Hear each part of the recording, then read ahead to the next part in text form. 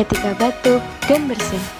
Saat Anda batuk dan atau bersin, lakukan etika batuk dan bersin dengan tepat dan benar untuk mencegah kontaminasi infeksi kepada orang di sekitar kita dan lingkungan. Dengan langkah sebagai berikut. Yang pertama, menutup hidung dan mulut menggunakan lengan bagian dalam, atau menutup hidung dan mulut menggunakan tisu atau sapu tangan. Kedua, segera buang tisu ke dalam tempat sampah. Yang ketiga, lakukan kebersihan tangan dengan mencuci tangan dengan sabun cair dan air mengalir atau dengan cairan antiseptik.